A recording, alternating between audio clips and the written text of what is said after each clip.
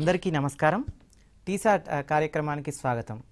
Telangana residential education institutions recruitment board గతంలో జారీ చేసినటువంటి జూనియర్ లెక్చరర్ పోస్టులకు సంబంధించి ఈరోజు సివిక్స్ పొలిటికల్ సైన్స్ సబ్జెక్ట్కి సంబంధించి సిలబస్ పై విశ్లేషణ, ఎలాంటి ప్రశ్నలు రావడానికి ఆస్కారం ఉంది అనే అంశానికి సంబంధించి, అలాగే ఏ అంశాలపై ఎక్కువగా దృష్టి సారిస్తే మనకి ఆ ఉద్యోగాన్ని సాధించడానికి ఎక్కువగా అవకాశం ఉంటుంది అనే అంశాలకు సంబంధించి చర్చించడానికి మనతో పాటు ఉన్నారు సీనియర్ ప్రొఫెసర్ డాక్టర్ జాడి ముసలయ్య గారు. సార్ నమస్కారం. ముందుగా సార్, సిలబస్కి సంబంధించి మీరు ఏదైనా చెప్తే బాగుంటుంది సార్. సివిక్స్లో సిలబస్ 5 యూనిట్స్గా డివైడ్ చేయటం అనేటువంటి జరిగింది. యూనిట్ 1లోనేమో పబ్లిక్ పాలసీ అనేటువంటి యూనిట్ ఉంటుంది. సెకండ్ యూనిట్ రీసెర్చ్ మెథడాలజీ మీద ఉంటుంది.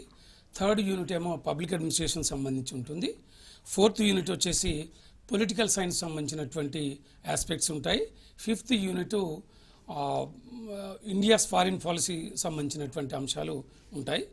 దీంట్లో 2 ప్రధానమైనటువంటి అంశాలను మనం గుర్తుంచుకోవాలి.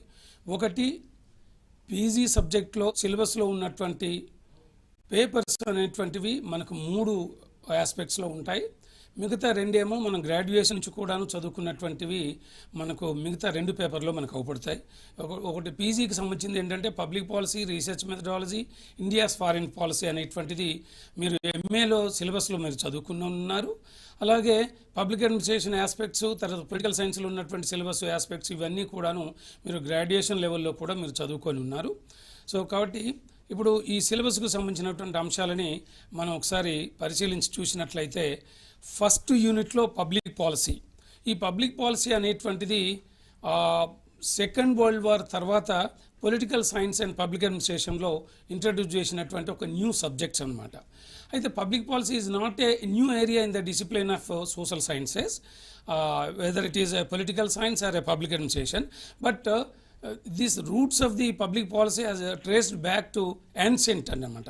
సో హమ్మూరబీ 18th century BCలో కూడా పబ్లిక్ పాలసీ అనేటువంటి ఆస్పెక్ట్ని మనం ఉన్నట్టుగా మనం చదువుకున్నాం. సో ఆ తర్వాత మనకు యాన్షియంట్ టైంలో ఈవెన్ ఇన్ ఇండియన్ ఆస్పెక్ట్లో మనం చూసినా కూడాను యాన్షియంట్ టైంలో కూడా పబ్లిక్ పాలసీ అంటే ఇప్పుడు కౌటిల్యాస్ అర్థశాస్త్రం మనం చూసినా ఇటువంటి వాటిల్లో కూడా యాన్షియంట్ పొలిటికల్ రాజనీతికి సంబంధించినటువంటి అంశాలను మనం పరిశీలించినా కూడా ఒక రాజ్యంలో ఉన్న రాజు కానీ లేదా రాజ్య అధికారి కానీ ప్రభువు కానీ ఏ విధమైనటువంటి నిర్ణయాలు చేయాలి అనేటువంటి అంశాలని వాళ్ళకు ప్రభువుకు సలహాలు ఇచ్చిన రూపంలో ఉన్నాయి. అలాగే ప్రభువు కూడా నిర్ణయాలు చేసినటువంటి సందర్భాల్లో కూడా ఉన్నాయి. సో దీన్ని బట్టి మనకు అర్థమయ్యేది ఏంటంటే public policy is not a new area in the discipline of social sciences, particularly in political science and public administration అనేటువంటిది మనకు తెలుస్తూ ఉంది. ఇప్పుడు కౌటిల్యుడి అర్థశాస్త్రంలో అడ్మినిస్ట్రేటివ్ ఆస్పెక్ట్స్ చూసినా పబ్లిక్ పాలసీ ఆస్పెక్ట్స్ మనకు అవపడతాయి. పొలిటికల్ సైన్స్ అంటే పొలిటికల్ డిసిషన్స్లో రూపంలో చూసినా కూడా ఈ పబ్లిక్ పాలసీ ఆస్పెక్ట్స్ అనేటువంటివి మనకు అవపడతాయి. సో ఇకపోతే మనం సిలబస్ని మనము చూసుకున్నట్లయితే ఫస్ట్ టాపిక్ ఏంటంటే public policy introduction, public policy nature, scope and importance of public policy as a policy science. Public policy అనేటువంటిది after the Second World War the Western political scientists, particularly European and American political scientists, introduced this concept into the subjects of political science and public administration. The public policy is nothing but the policies which have been formulated by the government for well-being of the people. Is a study of these policies are known as public policies. అంటే public policy అంటే ప్రభుత్వం ప్రజా సంక్షేమాన్ని దృష్టిలో పెట్టుకొని ఏ విధానాలు అయితే ప్రవేశపెడుతుందో వాటిని ఒక శాస్త్రీయంగా సైంటిఫిక్ అప్రోచ్ తోటి ఒక రేషనలిస్ట్ అప్రోచ్తో అధ్యయనం చేయడం అనేటువంటిదే పబ్లిక్ పాలసీ యొక్క ముఖ్య ఉద్దేశం. That is the importance of public policy. Okay, and the next the political science, public policy as a policy science. The political సైన్స్లో పబ్లిక్ అడ్మినిస్ట్రేషన్లో కానీ పబ్లిక్ పాలసీ అనేటువంటిది ఒక పాలసీ సైన్స్గా ఎమర్జ్ కావడం అనేటువంటిది 1920s నుంచే ఇది ఎమర్జ్ అయినప్పటికీ దానికి బహుళ ప్రచారంలోకి వచ్చినటువంటి సందర్భం మాత్రం 1951లో హెరాల్డ్ లాస్వెల్ అనేటువంటి political scientist the policy orientation అనేటువంటి ఒక ఎస్సే రాశాడు, ద పొలిటికల్ సైన్స్ రివ్యూ అనేటువంటి దాంట్లో. ఆయన ఈ డానియల్ దాంతో ఆయనతో కలిసి దాన్ని బుక్ని ఎడిట్ చేయటం జరిగింది. సో ఆ వ్యాసం ద్వారా మొట్టమొదటిసారి the concept of public policy introduced in the social sciences. అయితే యాక్చువల్గా the public policy is borrowed from the social anthropology aspects నుంచి మనం ఇతర సోషల్ సైన్సెస్లోకి మొట్టమొదటిసారి తీసుకోవటం అనేటువంటిది జరిగింది. సో ఈ పబ్లిక్ పాలసీ అనేటువంటి దాన్ని మనం ఇంకా దీంట్లో డిఫరెంట్ టైప్స్ ఆఫ్ ఆస్పెక్ట్స్ను కూడా మనం సిలబస్లో మనం చూస్తాం. ఒకటి theories of public policy, models of public policy, తర్వాత పబ్లిక్ పాలసీ మేకింగ్ అంటే పాలసీ ఫార్ములేషన్లో the role of the legislature, executive, judiciary, bureaucracy and political parties, pressure groups and mass media, వీటిని కూడా మనం చూస్తాం. Policy impact and policy evaluation, వీటిల్లో కూడా మనం చూసినప్పుడు there are separate policies which have to be evaluated by the bureaucrats, by the political scientists, even by the civil society individuals also. వాటిని మనం మేజర్ పబ్లిక్ పాలసీస్ని మనం సిలబస్లో ఇంట్రడ్యూస్ చేసుకున్నాం. అవి ముఖ్యంగా land reforms, irrigation policy, education policy, health policy, food security and social security, ఇటువంటి policies అన్నీ కూడా we included in our syllabus. So దీంట్లో మొత్తం సిలబస్లో మనం కనుక ఇంపార్టెంట్ ఆస్పెక్ట్స్ ఏమిటి అని మనం చూసినట్లయితే, పబ్లిక్ పాలసీ అనేటువంటి దాన్ని what is the meaning of public policy, what is the definition of different definitions of public policy, who defined public policy with the various perspectives or different perspectives. This is most important. And then how the public policies has become as a policy sciences. Etla oka public policy అనేటువంటి ఒక aspect, ఒక perspective in the social sciences, how it has become a full-fledged policy science in the study of social sciences అనేటువంటి దాన్ని. So who contributed, what are the role of the different political scientists and social scientists, sociologists and social anthropologists, public administration philosophers or political science philosophers, how they contributed to the development of public policy as a policy science అనేటువంటిది మనం చదువుతాం. So అట్నే there are different types of theories are also there in a public policy. దాంట్లో ముఖ్యంగా systems theory, structural functional theory, తర్వాత elite theory, తర్వాత group theory, ఇవి మనకు ఎక్కువగా సిలబస్లో ఉన్నాయి. సో దీంట్లో మనకేంటంటే after the second world war Western political scientists, particularly American political scientists, introduced the different theories to understand the policies that have been formulated by the various governments at a various levels for the for the welfare of the people, for well-being of the people. So దాంట్లో systems theory అనేటువంటిది David Easton అనేటువంటి American political scientist, ఈయన the policy sciences the policy orientation అనేటువంటి దాంట్లో Herald లాస్వెల్ చెప్పినటువంటి వ్యాసంలో ఆయన నుంచి ఇన్స్పిరేషన్ పొంది ద సిస్టమ్స్ థియరీ అనేటువంటి దాన్ని డేవిడ్ ఈస్టన్ డెవలప్ చేశాడు. So what is the main theory of main core area of the discussion of systems theory anante, according to David Easton, the political system, the entire social system, ante society itself is a larger social system. The larger social system consisting of different subsystems, or different subsystems are very important. Every subsystem has its own interaction with the other subsystem. All subsystems are having their interrelated and coordination and influential తో కూడుకొని ఉంటాయి. దాంట్లో the political system is the central system అనేటువంటిది దీంట్లో ఉంటుంది. How దీంట్లో main ఇంకో ఇతర ఆస్పెక్ట్స్, ఇంపార్టెంట్ ఆస్పెక్ట్స్ ఏంటంటే feedback, conversion process, input and output అనేటువంటి చూస్తాం. ఇన్పుట్ అంటే ఏవైతే civil society other than the political society, other than the political structure నుంచి ఇతర స్ట్రక్చర్స్ నుంచి, సబ్ సిస్టమ్స్ నుంచి ఇన్పుట్స్ ఏవైతే ఇన్పుట్స్ ఇస్తాయో వాటిని కన్వర్స్ చేసి పొలిటికల్ సిస్టమ్ అనేటువంటిది పాలసీస్గా ఫార్ములేట్ చేస్తుంది. సో దీంట్లో ఇన్పుట్ అండ్ అవుట్పుట్ స్ట్రక్చర్స్ అనేటువంటివి చాలా ఇంపార్టెంట్. అంటే ఇన్పుట్ అనేటువంటిది out side of the political system, with in the సొసైటీలో ఉండేటువంటి ఇన్పుట్స్ అన్నమాట. ఇన్పుట్స్ అంటే వాళ్ళ యొక్క డిమాండ్స్, సపోర్ట్స్ రూపంలో వివిధ సెక్షన్స్ నుంచి పొలిటికల్ సిస్టమ్ ముందుకు వచ్చేటువంటి వాటిని మనం ఇన్పుట్స్ అని అంటాం. అవి డిమాండ్స్ రూపంలో ఉండొచ్చు, సపోర్ట్స్ రూపంలో ఉండొచ్చు. ఫర్ ఎగ్జాంపుల్, అన్ఎంప్లాయీస్ మాకు ఎంప్లాయ్మెంట్ కల్పించాలి, లేకపోతే ఎంప్లాయ్మెంట్ భృతి ఇవ్వాలనేటువంటి డిమాండ్ ఉంటుంది అనుకుందాం. రైతులు ఇంకో రకమైన డిమాండ్ చేస్తారు. ఇది డిమాండ్స్ రూపంలో. సపోర్ట్ అంటే ఫర్ ఎగ్జాంపుల్ గవర్నమెంట్ ఎంప్లాయీస్ కానీ లేదా సివిల్ సొసైటీలో ఉండేటువంటి చాలామంది కూడా గవర్నమెంట్ పాలసీస్ ఏవైతే బాగుంటాయో వాటిని మళ్ళీ సపోర్ట్ చేస్తుంటారు. లేదా ఎంప్లాయీస్ ఏమో ట్యాక్స్ని పే చేయడం ద్వారా సపోర్ట్ చేస్తుంటారు. సో ఇట్లా డిమాండ్స్ అండ్ సపోర్ట్స్ అనేటువంటి ఎట్లా ఉంటాయి, డిమాండ్స్ ఎన్ని రకాలుగా ఉంటాయి, సపోర్ట్స్ ఎన్ని రకాలుగా ఉంటుంది, అట్నే ఫీడ్బ్యాక్ అంటే ఏంటి, కన్వర్షన్ ప్రాసెస్ అంటే ఏంటి, ఇవన్నీ కూడా important aspects in the theory of systems theory. తర్వాత స్ట్రక్చరల్ ఫంక్షనల్ థియరీ. ఈ స్ట్రక్చరల్ ఫంక్షనల్ థియరీ అనేటువంటిది కూడా after the second world war the American political scientist Gabriel Almond అనేటువంటి ఆయన ఇంట్రడ్యూస్ చేశాడు. But he propounded this theory with a 7-fold paradigm అని అంటాం మనం.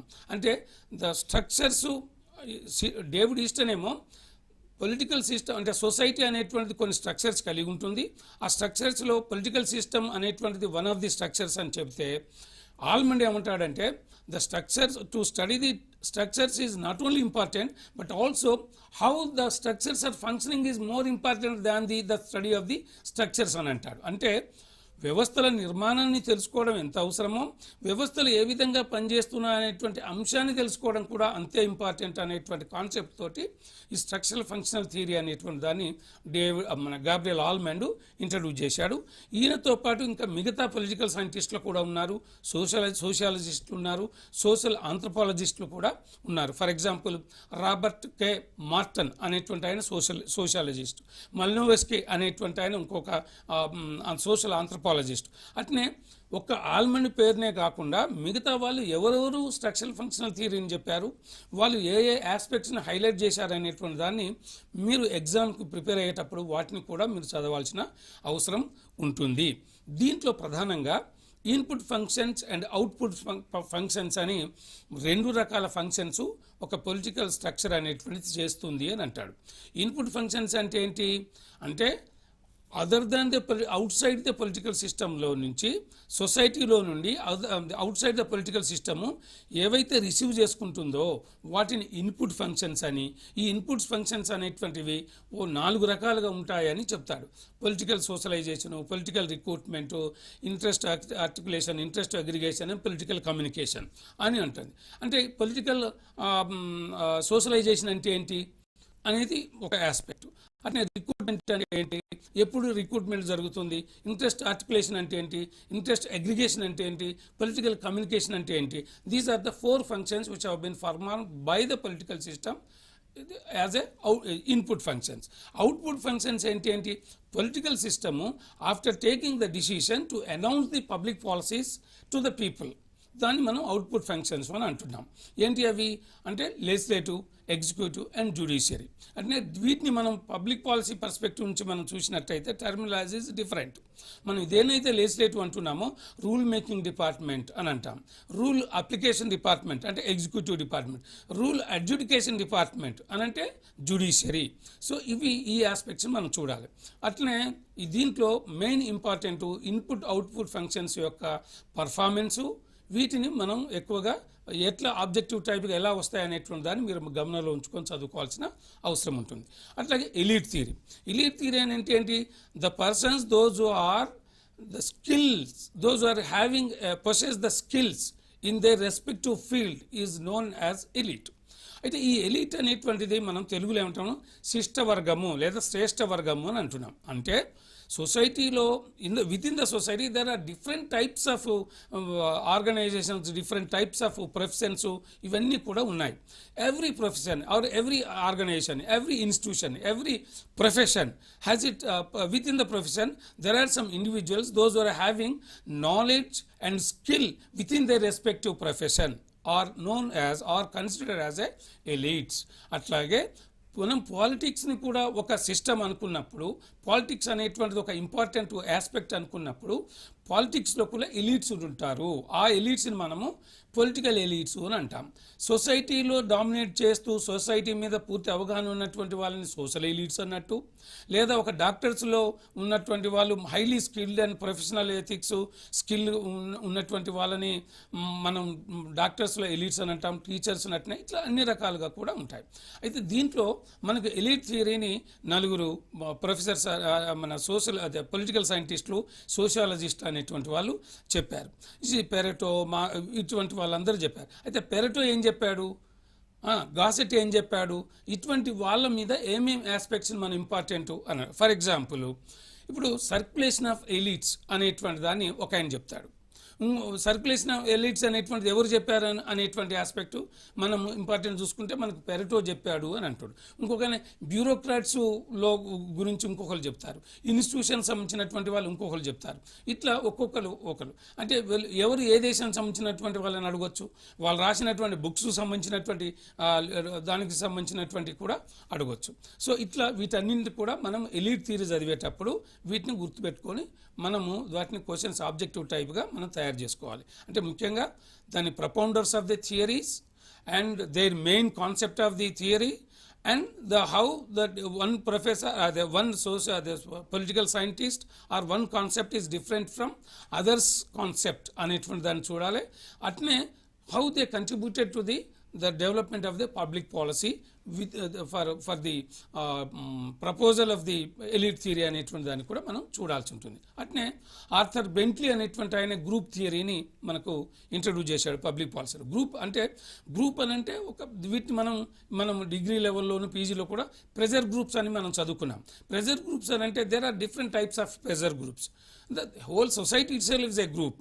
With in the society there are different types of groups అంటే social groups ఉండొచ్చు, political groups ఉంటాయి, ఎంప్లాయ్మెంట్లో ఉండేటువంటి వాళ్ళు ఎంప్లాయీస్ ఉంటారు, రైతులు ఉంటారు, ఉమెన్ ఉంటారు, విద్యార్థులు ఉంటారు, యూత్ ఉంటారు, unskilled, skilled, rural, urban, there are different social structures and political structures are there. వీళ్ళందరూ ఏం చేస్తుంటారు, political in order to get some benefits from the political system for their development, they are putting the pressure on the political system to get the benefits. So వాళ్ళు political system మీద influence చేయడం ద్వారా మన ఒత్తిడి తీసుకురావడం ద్వారా కొన్ని ప్రయోజనాలను పొందాలి, అవకాశం పొందడాలి అనేటువంటి దాంతో చేస్తారు. దీన్ని ఆర్థర్ బెంట్లీ అనేటువంటి ఆయన దీన్ని ప్రవేశపెట్టాడు. ఇది అమెరికన్ పొలిటికల్ సైంటిస్ట్. అట్లాగే ఈ గ్రూప్ థియరీని ఆర్థర్ బెంట్లీతో పాటు ఇంకా other than Arthur Bentley those who contributed the group theory, what is the importance of group theory అనేటువంటి దాన్ని కూడా మనం ఇంకో ఆస్పెక్ట్ వెరీ ఇంపార్టెంట్ ఏంటంటే గ్రూప్స్ అండ్ దేర్ రోల్ అనేటువంటిది మనం ఇక్కడ ఇంపార్టెంట్. అంటే ప్రెజర్ చేయటం అనేటువంటిది ఎట్లా ఉంటుంది, లాబింగ్ ఉంటుంది, డైరెక్ట్గా ఇన్వాల్వ్ అయిపోయి ప్రెజర్ చేయటం ఉంటుంది, ధర్నాలు చేయడం ఉంటుంది, హర్తాలు చేయడం ఉంటుంది, రాస్తారోకో. These are all tactics of the groups to influence the political system. వాటిని కూడా మనం క్వశ్చన్స్లో ఎట్లా ఫ్రేమ్ చేసుకోవాలనేటువంటి దాన్ని మీరు గమనంలో ఉంచుకొని చదువుకోవాలి. అట్లాగే public policy making, role of the different departments and legislative department, executive and judicial. So most of the people are known as the legislative is the ultimate department to formulate the public policies అని అంటాం. కానీ యాక్చువల్గా before the legislature the rough draft will be formulated by the executives. And that whatever the executives, there are different types of executive. All of you are aware of it. Political executive and bureaucratic executive ఉంటుంది. Bureaucratic executive will formulate the will establish the rough draft that will circulate among the political executives. And if at all there are some lacunas, the political executive will give the inputs. And దాంతో కాంప్రిహెన్సివ్గా మళ్ళీ తయారు చేసి దాన్ని circulate చేస్తారు. అట్లా the legislature department అనేటువంటిది the first and foremost department which is the primary department to formulate the public policies అనేది ఉంటుంది. అయితే what are the difference? Western కంట్రీస్లో లెజిస్లేటివ్ ఎటువంటి రోల్ ప్లే చేస్తుంది, నాన్ వెస్ట్రన్ సొసైటీస్లో ఎలా రోల్ ప్లే చేస్తుంది అనేటువంటి ఆస్పెక్ట్ని మనం చూడాలి. అట్నే పొలిటికల్ ఎగ్జిక్యూటివ్ రోల్ ఎలా ఉంటుంది, లేదా ఇతర అపోజిషన్ పార్టీస్ రోల్ ఎలా ఉంటుంది, అసలు the legislature department itself is how it plays a role అనేటువంటి దాన్ని మనం చూసుకోవాలి. అంటే ఎగ్జిక్యూటివ్ డిపార్ట్మెంట్, ఎగ్జిక్యూటివ్ కూడా వాట్ ఈస్ ద రోల్ అనేటువంటి దాన్ని మనం చూస్తాం. ఒక్కొక్క దేశంలో ప్రెసిడెన్షియల్ ఫార్మ్ ఆఫ్ గవర్నమెంట్లో ఎగ్జిక్యూటివ్ యొక్క రోల్ డిఫరెంట్ ఉంటుంది, పార్లమెంటరీ టైప్ ఆఫ్ ఎగ్జిక్యూటివ్లో ఇంకొక రకంగా రోల్ అనేటువంటిది ఉంటుంది, ఇతర other than parliamentary and presidential దాంట్లో కాకుండా ఇంకా ఇతర దాంట్లో ఎగ్జిక్యూటివ్ అనేటువంటిది ఏమిటి, ఇవన్నీ ఆస్పెక్ట్స్ కూడా ఎగ్జామ్లో వస్తాయి. కాబట్టి వాటిని కూడా మీరు చాలా జాగ్రత్తగా చూసుకోవాల్సిన అవసరం ఉంది. అట్లాగే జ్యుడిషియరీ అంటే bureaucracy, role of the bureaucracy is very very important. ఎందుకంటే for the first and foremost step to formulate the policy, the involvement of bureaucracy is the first. So bureaucracy formulate చేస్తుంది రఫ్ డ్రాఫ్ట్ని, అట్లాగే దాన్ని implement చేసేటువంటి agency కూడా ఏజెన్సీలో important ఇండివిజువల్స్గా పనిచేసేటువంటి లేదా డిపార్ట్మెంట్ కూడా బ్యూరోక్రసీ. దాన్ని ఫీడ్బ్యాక్ తీసుకొని మళ్ళీ గవర్నమెంట్కు ఫీడ్బ్యాక్ను అందించేది కూడా బ్యూరోక్రసీయే. దాని మీద ఎవాల్యుయేషన్ రిపోర్ట్స్ తయారు చేసేది కూడా బ్యూరోక్రసీయే. వీటన్నింటి ఆస్పెక్ట్స్ను కూడా మనం బ్యూరోక్రసీని చదివేటప్పుడు చూసుకోవాలి. అట్లాగే political parties and pressure groups, mass media, ఇవి కూడా political parties, pressure groups and mass media కూడా చాలా ఇంపార్టెంట్. అట్లే policy impact and evaluation, after implementation of the policy impact అది ఎవాల్యుయేషన్ అనేటువంటి చాలా ఇంపార్టెంట్ ఆస్పెక్ట్. దాంట్లో ల్యాండ్ రిఫార్మ్స్, ఫర్ ఎగ్జాంపుల్ ఇండియాలో మనం we introduce the land reforms, what is the impact of land reforms. ఇప్పుడు మనం ల్యాండ్ రిఫార్మ్స్ని డిఫరెంట్ ఇంకొక perspective నుంచి ఇంకొక ఆస్పెక్ట్లో నుంచి మనం ఇంప్లిమెంట్ చేస్తున్నాం. ఇప్పుడు ల్యాండ్ డిస్ట్రిబ్యూషన్ అంటున్నాం, ల్యాండ్ డిస్ట్రిబ్యూషన్ పాసిబుల్ కాలేదు కాబట్టి in place of land distribution different types of public policies have coming out. So come up. So వాటిని మనం దృష్టిలో పెట్టుకొని కూడా దాన్ని మనం చూడుస్తూ ఉండాలి. అట్నే ఇరిగేషన్, ఇప్పుడు మనం ఫర్ ఎగ్జాంపుల్ తెలంగాణకి మనం చూసుకున్నట్లయితే కాళేశ్వరం ప్రాజెక్ట్ అనేటువంటిది మనం ఇరిగేషన్లో ఒక మేజర్ ఇరిగేషన్ పాలసీగా మనం చూస్తున్నాం. సో ఇట్లా ఇంపార్టెంట్ మనం చూద్దాం. అట్నే ఎడ్యుకేషన్లో న్యూ ఎడ్యుకేషన్ పాలసీస్, తర్వాత ఫస్ట్ ఫ్రమ్ ద బిగినింగ్ నుంచి ఇప్పటి వరకు ఎడ్యుకేషన్లో ఏమేం పాలసీస్ అనేటువంటివి వచ్చాయి, ఏమేం కమిటీస్ అనేటువంటివి ఉన్నాయి, వాటిని ఎలా మనం చూస్తాం, దేనికి ఇంకోటి ఎలా డిఫరెంట్ అయింది, what are the main important aspects అనేటువంటి దాన్ని మనం చూడాలి. అట్నే హెల్త్ పాలసీ, ఇప్పుడు న్యూ హెల్త్ పాలసీ అనేటువంటిది 2017లో ఇంట్రడ్యూస్ చేయడం జరిగింది. అట్నే ఇయర్స్ మీద కావచ్చు, హెల్త్ మిగతా ఆస్పెక్ట్స్ మీద కూడా అడగడానికి అవకాశం ఉంటుంది. And one more important aspect ఏంటంటే ఫుడ్ సెక్యూరిటీ. ఈ food security and social security అనేటువంటిది all these days is a very important aspects in the public policy పర్స్పెక్టివ్లో చూసినట్లయితే వాటి మీద కూడా మనం చూడాల్సి ఉంటుంది. అట్లాగే research methodology is one more important unit.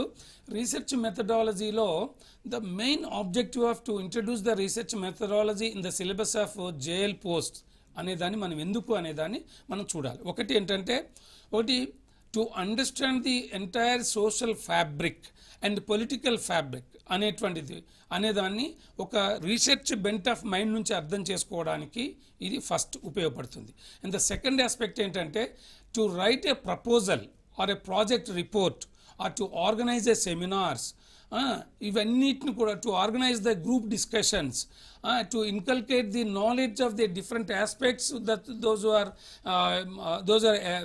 developing within the society and within the political system, to the teacher as well as the student అనేటువంటి దాన్ని మనం అర్థం చేసుకోవడానికి రీసెర్చ్ మెథడాలజీ అనేటువంటి సిలబస్ చాలా ఇంపార్టెంట్గా మనం చూసుకోవాలి. సో అందులో భాగంగానే దీంట్లో social science research importance and objectives in social sciences research అనేటువంటి దాన్ని అంటే what is the importance of the social science research. So what is the research? Research is nothing but to investigate the new phenomena in the society. The research and to investigate the unknown facts, to know the facts అనేటువంటి వాటిని మనం research అనేటువంటి దాన్ని మనం చూస్తుంటాం. అట్లాగే దీంట్లో there are different types of methods అనేటువంటి ఉన్నాయి. ట్రెడిషనల్ మెథడ్స్ ఉన్నాయి అండ్ సైంటిఫిక్ మెథడ్స్ ఉన్నాయి. ట్రెడిషనల్ మెథడ్స్ అని అంటేనేమో అసలు జనరల్గా from 4th century BC to up to end of the Second World War వరకు those who have been formulated and established and formed by the and followed by the different political scientists or public administrationists and sociologists are known as traditional methods. After the Second World War, those who have been formulated and studied by the political scientists are known as scientific methods. దీంట్లో మనకు చూసినట్లయితే ఒకటి scientific method అనేటువంటి చాలా important. అయితే traditional చదివిన తర్వాత మనం దాన్ని చూద్దాం. ఈ ట్రెడిషనల్ మెథడ్స్లో హిస్టారికల్, తర్వాత analytical, descriptive, explorative, case study methods అనేటువంటి ఉన్నాయి. దీంట్లో హిస్టారికల్ మెథడ్ అని అంటే ఏంటి అంటే to study the past events, how the past events and systems are important to know the current society and the current debates and the present discussions and the present problems అనేటువంటి అంటే to solve the present problems how the past experience is important అనేటువంటి దాన్ని చెప్పేది historical method అనేటువంటిది అంటున్నాం. ఈ historical method ఎవరెవరు పాటించారు, ఎవరు దీన్ని ప్రపోజ్ చేశారు? For example Karl Marx is the one of the exponent of historical method. అట్లాగే ఎనలిటికల్ మెథడ్ అనేటువంటిది మోడర్న్ మెథడ్ కిందికి వస్తుంది. ఎనలిటికల్ మెథడ్ అంటే ఏంటి అంటే there are different phenomenons are existing in a society. So we're one who is trying to analyze the phenomenon with a different perspectives, with a various aspects, to explore the various aspects is nothing but analytical research or analytical method అని అంటున్నాం. అంటే అట్లా ఉన్నటువంటి అంశాలని వివిధ కోణాల నుంచి అనేక రకాలుగా విశ్లేషించేటువంటి దాన్ని ఎనలిటికల్గా మనం చెప్తా ఉంటాం. దాన్ని ఎనలిటికల్ మెథడ్ అంటాం. Descriptive method is nothing but whatever the things that are there, whatever the things that are existing, just how they are existing, what are the importance and all these things. If you describe the phenomenon is known as descriptive method అని అంటాం. Explorative method, this is very important. Explorative method అంటే the things that are not known to anybody ever before. If you are exploring the things and the incidents and phenomenons are known as explorative research method అని అంటాం. అంటే ఇప్పటి వరకు గతంలో ఎవ్వరూ కూడా వాటిని బహిర్గతం చేయకుండా చేయనటువంటి అంశాలని నీవు బయటికి తీసుకొచ్చి ప్రపంచానికి లేదా బయట సమాజానికి మనం అందిస్తున్నామో అటువంటి అంశాల యొక్క పరిశోధన విధానాన్ని మనం ఎక్స్ప్లోరేటివ్ మెథడ్ అని అంటాం. కేస్ స్టడీ మెథడ్ అని అంటే ఇది డిఫరెంట్ అంటే case study to exclusively to study the one aspect are one individual one problem అనేటువంటి దాన్ని మనం కేస్ స్టడీ మెథడ్ అని అంటాం. సో అట్లనే research design. So research design is nothing but the programme, the plan of the how to do the research. The planner of the research is known as a research design అని అంటాం మనం. So దీంట్లో selection of the research problem అట్లా very important. And hypothesis అంటే మనం ఏదైనా ఒక interest aspect ఉన్నప్పుడు అంటే there are different problems are existing in a society within the political system. So how to select it అంటే the first and foremost thing we have to have అంటే one should have inquisity or to desire to do research first, and the next the importance of the problem, and the next third point whether the problem is existing but the problem related aspects are available in the form of data or not అనేటువంటి దాన్ని చూడాలి. If the problem related data is available, so then you have to do the research. So అట్లా selection of the problem అనేటువంటిది data availability is most important అనేటువంటి దాన్ని మనం చూస్తాం. ఆ తర్వాత hypothesis is nothing but A tentative conclusion of your research problem. దీన్ని ఒక్క మాటలో చెప్పాలంటే నీవు పరిశోధన చేయడానికి ముందే నీవు ఎన్నుకున్నటువంటి అంశం మీద ఒక నిర్ధారణకు, ఒక తాత్కాలికమైనటువంటి ఒక నిర్ధారణకు నువ్వు వచ్చావు. ఆ వచ్చినటువంటి అంశాన్ని హైపోథీసిస్ అని అంటాం. If your hypothesis is proved, it is a rational hypothesis. If your proposal or hypothesis is not proved, it can be called as a null hypothesis. అంటే నువ్వు ప్రపోజ్ చేసినటువంటి హైపోథిసిస్ కనుక నువ్వు రీసెర్చ్ చేసిన తర్వాత అది ప్రూవ్ కాకపోతే దాన్ని నల్ హైపోథిసిస్ అనేటువంటి పేరుతో మనం పిలుస్తాం. So hypothesis is very important in the research of in the discipline of social sciences. అట్లాగే data collection, there are different types of data. ఏమిటి? Primary data and secondary data అని మనం బేసికల్గా రెండు రకాలుగా మనం చెప్తాం. Primary data, what is the meaning of primary data?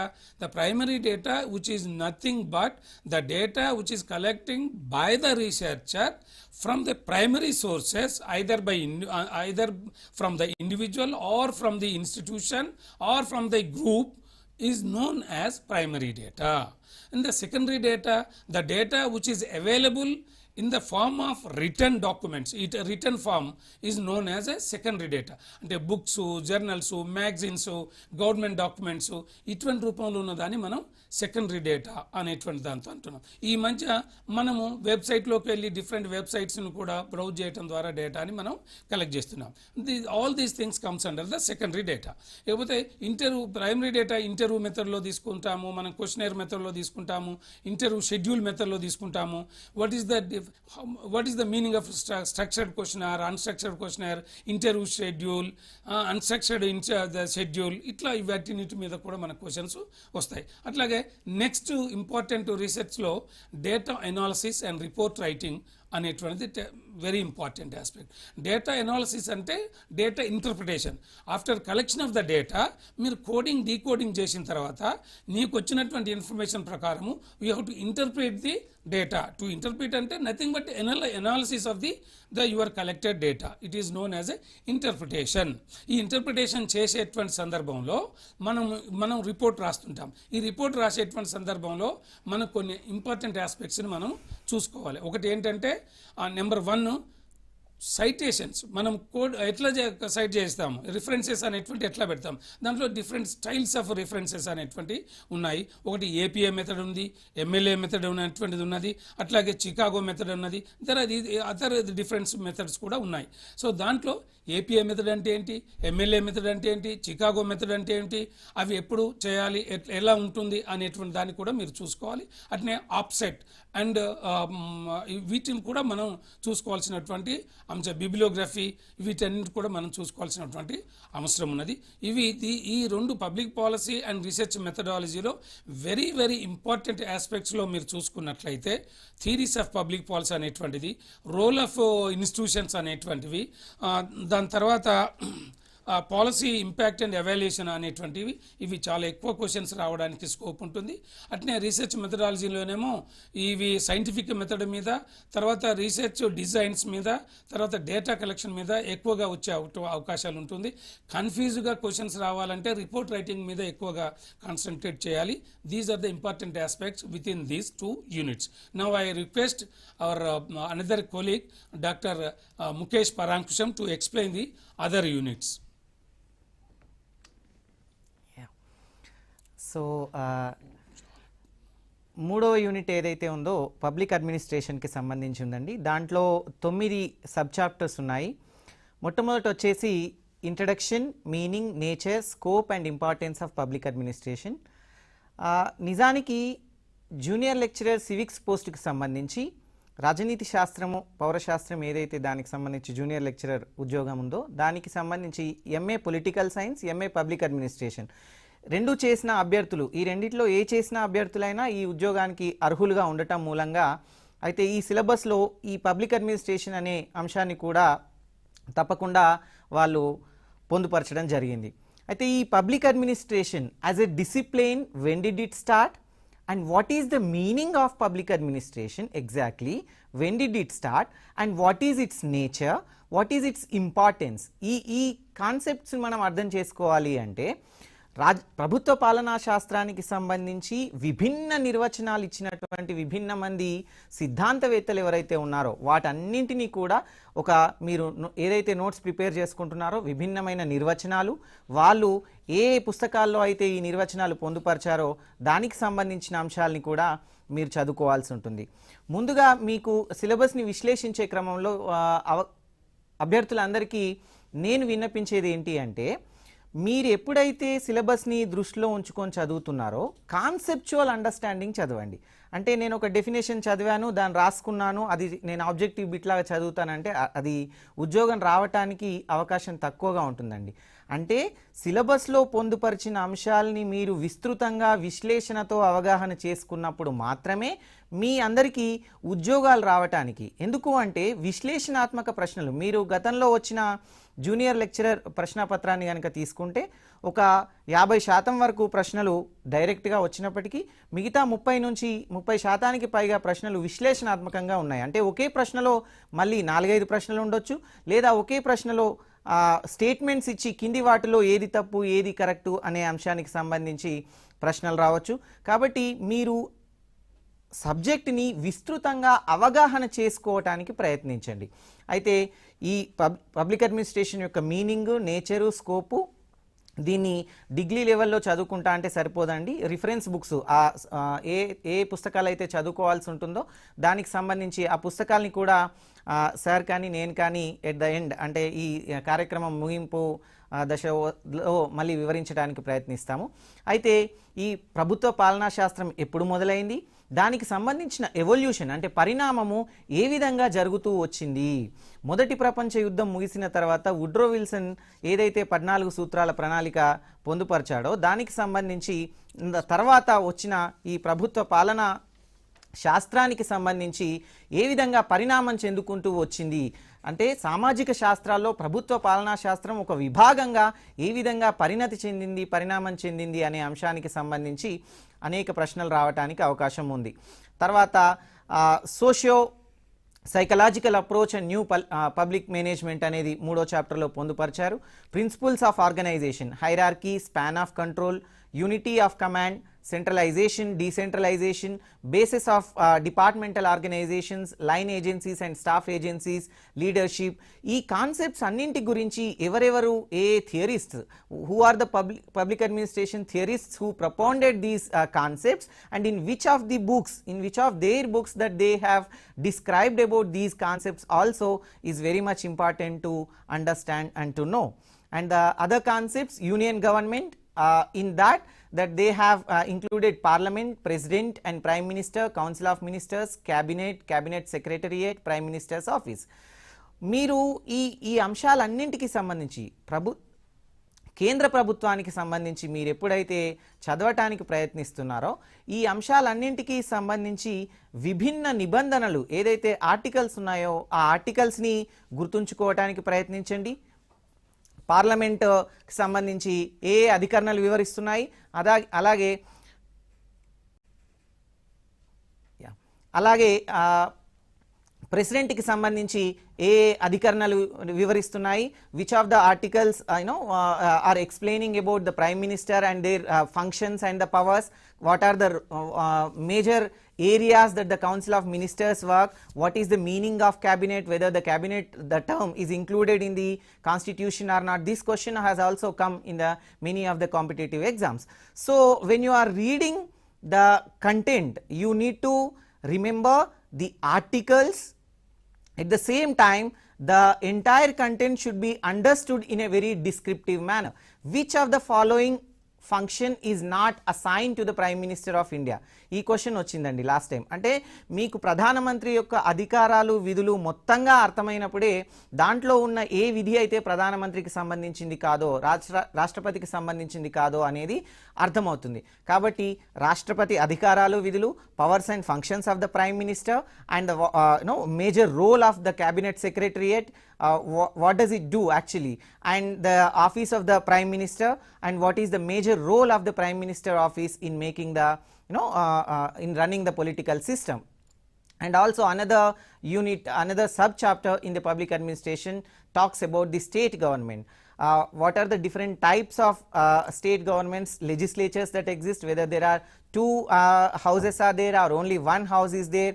So which article in the Constitution of India talks about the two houses in the state legislature, and if any state wants to have another legislative house, the second house, which is known as the Legislative Council, what should be the procedure, what kind of procedure should be followed to have the second house in the state legislature, and also what are the major functions of the governor and powers of the governor also are very much important. Since in the recent times governor patra ki sambandhinchi rashtrapati supreme court aneka judgements ఉన్నాయి, వాటిని కూడా మీరు చూసుకోవాల్సి ఉంటుంది. ఎందుకంటే governor పాత్రకి సంబంధించి ముఖ్యమంత్రులకి గవర్నర్లకి జరుగుతున్న ఈ సంఘర్షణాత్మక వైఖరి ఏదైతే ఉందో దానికి సంబంధించి అనేక సందర్భాల్లో సుప్రీంకోర్టు అనేక జడ్జిమెంట్లు తీర్పులు వెలువరించింది. ఆ తీర్పులు ఏంటి, గవర్నర్ పాత్రని ఎంతవరకు పరిమితం చేస్తూ సుప్రీంకోర్టు తీర్పులు వెలువరించాయి, ఏ విషయాల్లో గవర్నర్ విషయంలో మేము జోక్యం చేసుకోలేమని సుప్రీంకోర్టు తీర్పులు వెలువరించిందో ఆ అంశాలని కూడా, ఆ తీర్పుల్ని కూడా, ఆ కేసులని కూడా మీరు గుర్తుంచుకోవడానికి ప్రయత్నించాలి. అలాగే రాష్ట్ర ముఖ్యమంత్రి చీఫ్ మినిస్టర్ యొక్క రోల్ ఏంటి పొలిటికల్ సిస్టమ్ రన్ చేయటంలో, తర్వాత కౌన్సిల్ ఆఫ్ మినిస్టర్స్ సెక్రటరీస్ యొక్క రోల్ ఏంటి, సెక్రటరియేట్ రోల్ ఏంటి, అండ్ డైరెక్టరీస్ రోల్ ఏంటి అనేది కూడా మీరు చూసుకోవాల్సి ఉంటుంది. కేంద్ర ప్రభుత్వము, రాష్ట్ర ప్రభుత్వము, తర్వాత వచ్చేసి గ్రాస్ రూట్ లెవెల్లో district administration, and what is the role of district collector in in a district administration, and what are the major agencies that run the state and the district agencies, integrated tribal development agencies, where there are various agencies which work in the district administration. What are those agencies and which kind of policies makes them to function in a what manner అనేది కూడా మనం కాన్సెప్చువల్గా డిస్క్రిప్టివ్గా analyse చేసుకోవడానికి ప్రయత్నించాలి. ఇక అత్యంత ముఖ్యమైనది public అడ్మినిస్ట్రేషన్లో ఎక్కువ focus చేయాల్సిన అంశము లోకల్ గవర్నమెంట్. దీంట్లో rural Panchayati Raj institutions, gram panchayat, mandal parishad, zilla parishad and urban municipal corporations, municipalities, urban development authorities, district planning committees, వీటన్నింటికి సంబంధించి రాజ్యాంగంలో పొందుపరిచిన నిబంధనలు, what are the articles which talks about the various aspects of the local governments అనేది కూడా మీరు ఖచ్చితంగా గుర్తుంచుకోవడానికి ప్రయత్నించాలి. అలాగే కాన్స్టిట్యూషనల్ వేరియస్ కాన్స్టిట్యూషనల్ బాడీస్ ఉన్నాయి, controller and auditor general, finance commission, election commission, commission for SC ST BC, women's and minority commission. మీరు గత సంవత్సరం వచ్చిన జేఎల్ పరీక్షా పత్రం కనుక చూసుకుని ఉంటే ఎస్సీ ఎస్టీ కమిషన్ ఏ సంవత్సరంలో ఎస్సీ కమిషన్గా ఎస్టీ కమిషన్గా విడిపోయింది అనే ప్రశ్న రావటం జరిగింది. అలాగే ఎలక్షన్ కమిషన్ యొక్క విధులు కింది వాటిలో కానిది ఏంటి అనేది, అంటే రాజ్యాంగబద్ధ సంస్థల యొక్క విధులన్నీ కూడా, వాళ్ళు నిర్వర్తించే కర్తవ్యాలన్నీ కూడా మీకు పూర్తి స్థాయిలో అవగాహన ఉన్నప్పుడు మాత్రమే వాటిల్లో సరైన సమాధానం గుర్తించడానికి మీకు అవకాశం ఉంటుంది. ఇక మరో ప్రధానమైన యూనిట్, 4వ యూనిట్ రాజనీతి శాస్త్రం, పొలిటికల్ సైన్స్. దీంట్లో మొట్టమొదటిది introduction to the political science, definition, meaning, nature, scope and importance of political science. Though it is not mentioned that the political science relationship with other social sciences in the syllabus, I request all the candidates to read out the political science relations with the other social science subjects. For example, last time this question has come, the syllabus though it is not changed, the question has come like, who said the political science without history has no root, history without political science has no fruit. సీలే అని అతను చెప్పారండి. అంటే దీనికి సంబంధించి మన సిలబస్లో లేదు కదా, నేను చదువుకోలేదంటే అది సరైన విధానం కాదు. రాజనీతి శాస్త్రం ఇంట్రడక్షన్ అంటే పరిచయం అని ఎప్పుడైతే చెప్తున్నారో దాంట్లోనే మీరు రాజనీతి శాస్త్రం యొక్క అర్థము, రాజనీతి శాస్త్రానికి వివిధ రాజనీతి తత్వవేత్తలు, రాజనీతి శాస్త్రవేత్తలు వివిధ రకాలుగా ఇచ్చిన నిర్వచనాలు, దానికి సంబంధించి దాని స్వభావం ఏంటి, రాజనీతి శాస్త్రం యొక్క స్వభావం ఏంటి, అది ఏ అంశాలపైన మేజర్గా ఫోకస్ చేస్తుంది, దాని యొక్క స్కోప్ ఏంటి, ఇవన్నీ కూడా మీరు చదువుకోవాల్సి ఉంటుంది. అలాగే second unit in the political science concept talks about the important major concept of the political science, that is state. When did the state emerge and how did it emerge? The entire second unit talks about the origin of state. and what are the major functions and the activities that the state functions. So there are various theories which talks about the origin of state, like social contract theory, divine origin theory, and also historical or evolutionary theory, patriarchal theory, matriarchal theory. All these theories should be known to you. And who are the philosophers who talked about these theories? For example, in Indian context, which philosopher propounded the divine origin theory or supported the divine origin theory? Manu. Who supported the social contract theory, though it is not exactly the same which we study in the Greek political philosophy?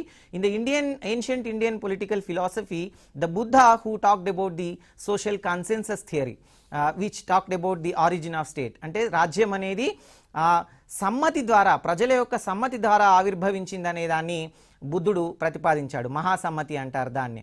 So Indian కాంటెక్స్ట్లో ఈ థియరీస్ని propose చేసింది ఎవరు? అలాగే western కాంటెక్స్ట్లో ఈ థియరీస్ని ఎవరెవరు propose చేశారు?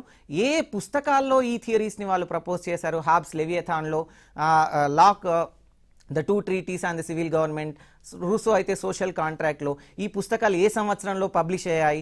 వీటన్నింటినీ కూడా మీరు కూలంకషంగా అత్యంత లోతైన దృక్పథంతో చదివినప్పుడు మాత్రమే మీకు ఉద్యోగం రావడానికి ఆస్కారం ఉంటుంది. అలాగే sphere of state activity and which of the schools of thought which talked about the various activities of the state. For example, anarchists said the state should wither away. If the state is not there, that we people or the individuals live very happy life. And what are the major principles of the fascist philosophy, and what is the socialist school of thought and what it talked about the state's activity, and what did Marxist philosophy talk about the state's activity, and what is the concept of welfare state? In the modern times లోకి వచ్చేసరికి welfare state అంటే సంక్షేమ రాజ్య భావన అత్యంత ప్రాధాన్యత సంతరించుకుంటూ వస్తుంది. ఈ భావనని ఏ రాజనీతి తత్వవేత్తలు సామాజిక శాస్త్రాల్లో ముందుకు తీసుకొచ్చారు? అసలు రాజ్యం యొక్క స్వభావానికి సంబంధించి, దాని యాక్టివిటీస్కి సంబంధించి ఉండాల్సిన, చేయాల్సిన, నిర్వర్తించాల్సిన ప్రధానమైన కర్తవ్యాలు ఏంటి అనే దానికి సంబంధించి వెల్ఫేర్ స్టేట్ అనేది అత్యంత ప్రధానమైన కాన్సెప్ట్. అలాగే రాజనీతి శాస్త్రంలో అత్యంత ముఖ్యమైన ఒక 5 కాన్సెప్ట్లు కూడా సిలబస్లో పొందుపరిచారు. Law, liberty, equality, rights and justice. వీటన్నింటికి సంబంధించిన వివిధ రాజనీతి శాస్త్రవేత్తలు ఇచ్చిన నిర్వచనాలు, వీటన్నింటికి సంబంధించి వివిధ రాజనీతి శాస్త్రవేత్తలు రాసిన పుస్తకాలు, అవి ప్రచురించబడిన సంవత్సరాలు. జస్టిస్ కాన్సెప్ట్కి వచ్చేసరికి John Rawls theory of justice, అది దేనికి సంబంధించి మాట్లాడుతుంది, ఆయన ఏ సంవత్సరంలో ఆ పుస్తకాన్ని పబ్లిష్ చేశారు, ఇట్లాంటి ప్రశ్నలు రావడానికి కూడా స్కోప్ ఉంది. సో మిగతా సిలబస్ని దీంట్లోనే ప్రభుత్వం అంటే రాజ్యము భావన అయిపోయిన తర్వాత ప్రభుత్వం అనే భావనకు సంబంధించి కూడా రాజనీతి శాస్త్రంలో సిలబస్లో పొందుపరిచారు. What are the different types of governments that exist in the world, and what are the different types of classifications that the governments will function. For example, ancient time lo aithe Aristotle classification is one type of classification. Medieval time lo oka different types of classification undi. Modern time lo oka different types of classification undi, and different types forms of governments unnai. Unitary form of government, federal form of governments. Ante unitary ante enti ante edaithe oka deshanlo oke ప్రభుత్వము ఆ కర్తవ్యాలన్నింటినీ నిర్వర్తిస్తుందో, ప్రభుత్వ యంత్రాంగాన్ని నియంత్రణలో ఉంచుకుంటుందో దాన్ని unitary form of ఏకకేంద్ర ప్రభుత్వం అంటారు. అలాగే సమాఖ్య ప్రభుత్వం, ఫెడరల్ ఫార్మ్ ఆఫ్ గవర్నమెంట్ అంటే ఏంటి, దాని యొక్క అడ్వాంటేజెస్ అండ్ డిసడ్వాంటేజెస్. అభ్యర్థులందరికీ నా సూచన ఏంటి అంటే, when you are reading the unitary, federal and presidential parliamentary form of governments, you need to understand what are the major advantages of all these governments, and also at the same time what are the disadvantages of all these governments. If we have a unitary form of government, what are the advantages and what are the disadvantages? The question may ask like this also. So you need to understand the advantages and disadvantages and the definitions of all these types of governments, and which are the countries are having which type of governments. For example, మీకు unitary form of కింది వాటిలో ఏకకేంద్ర ప్రభుత్వం కానీ దేశం ఏది అని అడగొచ్చు. దాంట్లో 4 రకాల దేశాలు ఇస్తారు. అంటే మీకు ఏకకేంద్ర ప్రభుత్వం అవలంబిస్తున్న దేశాలంటే ఏవేవి ఉన్నాయో అర్థం కావాలి. At the same time you also must know that what are the countries that are following the federal form of government and the presidential form of government and the parliamentary form of government that you need to no.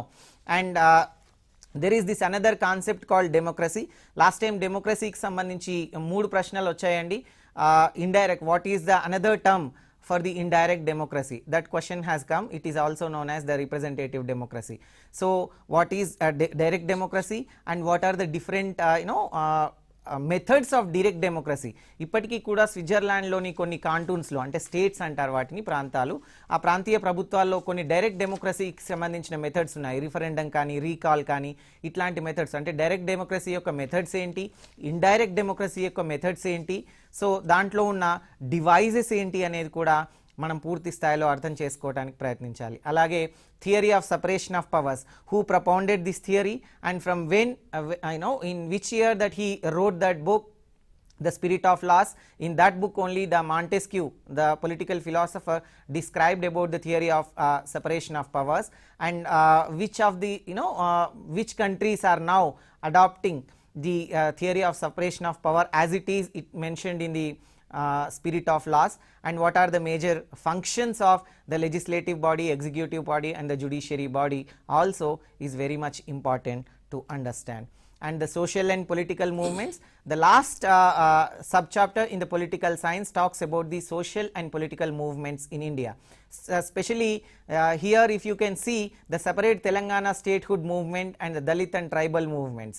So Telangana movement ni మీరు general studies కోసం చదివి ఉంటారు కాబట్టి అది మీకు ఇక్కడ కొంచెం advantage అవుతుంది. అయితే తెలంగాణ ఉద్యమాన్ని బేస్ చేసుకొని ప్రశ్నలు రావడానికి ఇక్కడ ఆస్కారం ఉంది. అలాగే what are the major Dalit and tribal movements in India and women's movement in India, what are their demands actually? If the Dalits are fighting for something, what are they fighting for? That also you need to understand. And there are various tribal movements that occurred in India. What are the different tribal movements and in which year which movement held, and what were their demands, and what are the major women's movement, who are the famous feminists in India who are fighting for the gender equality, and what are the major environmental movements that held in India also, like Chipko movement, ఇదే రాష్ట్రంలో జరిగింది, ఏ సంవత్సరంలో జరిగింది, ఇట్లాంటివన్నీ కూడా మీరు అవగాహన చేసుకోవడానికి ప్రయత్నించాలి. ఇక ఈ జూనియర్ లెక్చరర్ పోస్ట్లో చివరి చాప్టర్ ఏదైతే ఉందో అది ఇండియాస్ ఫారిన్ పాలసీ. అభ్యర్థులందరూ కూడా దీంట్లో ఒకే లైన్ సిలబస్ ఉంది కదా, దీన్ని కొంచెం తక్కువగా ఫోకస్ చేస్తే సరిపోతుందని అనుకుంటారు. మీరు గత జూనియర్ లెక్చరర్ ప్రశ్నపత్రాన్ని కనుక if you analyse that 17 questions have come from the India's foreign policy unit. So you can just understand that how this unit is also very much important for the preparation. Most of the times when the question paper is given to you, that the questions are given equal priority to all the units. అంటే ఏదైతే syllabus ఇచ్చారో దాంట్లో 5 units ఉంటే ఒక సాధారణంగా ఒక 3-4 ప్రశ్నలు అటు ఇటు అవ్వచ్చండి. బట్ ఎక్కువగా శాతంగా అంటే ప్రతి యూనిట్కి సమానంగా వాళ్ళు క్వశ్చన్స్ తయారు చేయడానికి అవకాశం ఉంటుంది. అంటే ఇండియాస్ ఫారిన్ పాలసీ అంటే ఏంటి అనేది అర్థం చేసుకునే కంటే ముందు you need to understand what is foreign policy. There are 2 different types of policies that exist in the world. One is domestic policy and the another one is foreign policy. So what is the meaning of foreign policy? Which are the factors which actually influence the foreign policy of a country? That we know as determinants, the deciding factors. Determinants means which factors influence or decides a country's foreign policy. There are various factors like geographical factors, economic factors, security concerns. Various factors influence a country's foreign policy. So what are the major determinants of the foreign policy, and what are the features of India's foreign policy? Features of India's foreign policy అంటే భారత విదేశాంగ విధానం యొక్క ముఖ్య లక్షణాలు ఏంటి, ఏ factors decide చేస్తాయి, అలాగే ఏ అంశాలని ఆధారం చేసుకొని భారత విదేశాంగ విధానం నిర్మించబడింది. ముఖ్య లక్షణాలు, features of the India's foreign policy, Panchsheel, non alignment. So ఇలాంటివన్నీ లక్షణాలు ఏవైతే ఉన్నాయో వాటన్నింటినీ, ఉదాహరణకి గత ప్రశ్నపత్రంలో పంచశీల్ అనే ఒప్పందాన్ని ఏ దేశాల మధ్య జరిగింది, ఏ ప్రధానమంత్రుల మధ్యలో జరిగింది, ఏ సంవత్సరంలో జరిగింది అని ఇచ్చారు. సో ఈ ఫీచర్స్ని చదువుకున్నప్పుడు ప్రతి ఫీచర్ని కూడా మీరు అత్యంత పూర్తి స్థాయిలో అవగాహన చేసుకోవటానికి ప్రయత్నించండి.